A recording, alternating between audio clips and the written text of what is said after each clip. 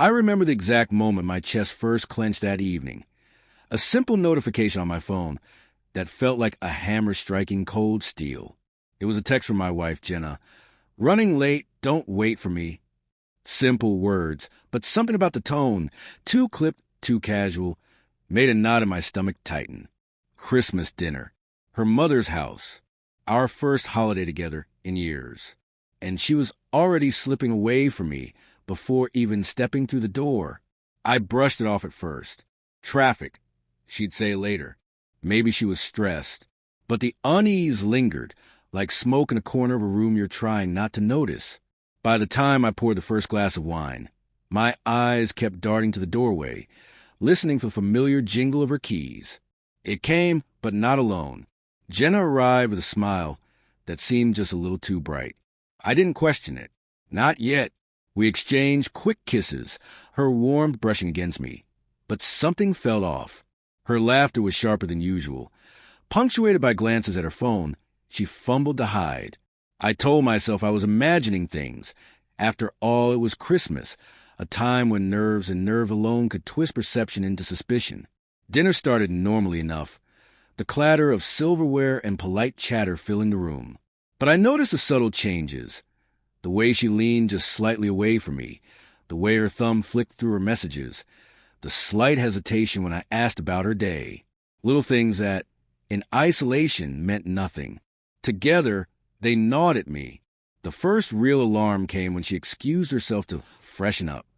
I followed silently, curiosity overpowering politeness, and caught a glimpse of her screen. Not mine, not a work message. A chat with a name I didn't recognize, one that made my stomach drop. "Can't wait to see you again tonight." My fingers clenched around the doorframe, and for a moment I questioned myself. Was this paranoia? Christmas stress? But the words glowed like an accusation in the dim hallway light. Back at the table, Jenna seemed almost radiant. I hated that I noticed it. Hated the way her happiness felt like a betrayal etched in slow motion. I kept my voice steady. Tried to joke about family stories, about burnt cookies, anything to distract from the tightening coil of dread in my chest. After dinner, as we cleared plates, my eyes caught a movement through the living room window. A figure approaching, laughing. Too close, too familiar. My stomach sank as I recognized him. A man I didn't know, yet felt immediately intrusive. And then I saw it. Jenna, stepping off the porch, laughing, leaning toward him, and then their lips met. Time fractured. My heart thudded in unbearable rhythm. Confusion, anger, disbelief, and heartbreak collided inside me, each emotion sharper than the last. I blinked, half expecting it to vanish, a cruel illusion born of holiday stress. But it didn't. They kissed again, unaware I was watching, unaware that the world I thought I knew had shattered in 2 breaths. I didn't run, didn't shout. I felt frozen, a witness to my own unraveling. Memories flickered. Our first Christmas, the late-night walks, the small jokes no one else understood. Every laugh now felt like a lie. Every touch now tinged with betrayal.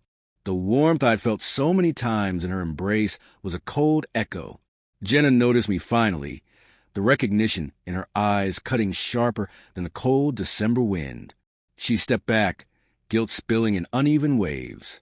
I didn't want you to find out like this," she murmured, voice trembling. The man turned, realization dawning on his features, then slowly disappeared into the night. I wanted to scream, to demand explanations, but my voice felt lodged in my throat. Instead, I held up my hand and shook my head. "Why?" I managed, a single word that carried years of love, trust, and shared dreams. Tears filled her eyes. It just happened. I didn't mean for it to go this far," she said. Her words were weak shields against the truth, against the betrayal that now defined our shared history. I saw remorse, yes, but it didn't heal the wound.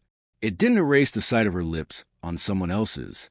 I left the porch, letting the cold air bite into me, giving space for the storm inside to settle. She followed, fumbling, reaching, but I didn't turn. I walked to the car, the snow crunching underfoot, each step a reclaiming of myself. I could feel her presence, her apologies, but they were not enough. The drive home was quiet, the Christmas lights reflecting in the windshield like fractured pieces of life I could no longer recognize. I realized then that love, even at its most intense, cannot survive on memory alone. Trust, once broken, leaves a permanent scar, a silent echo that lingers long after apologies fade. By the time I reached home, I made a choice, not of vengeance, but of self-preservation. I would grieve, yes, I would mourn the life we might have had, but I would not allow her betrayal to dictate the rest of my existence. I walked inside, closed the door gently behind me, and let the silence wrap around me like armor. Christmas ended that night, not with laughter or gifts, but with clarity. Love had been tested and broken, but I had not. And as I sat alone, listening to the quiet hum of the winter night, I understood something profound. Endings hurt like fire, but they can also forge the strongest kind of strength.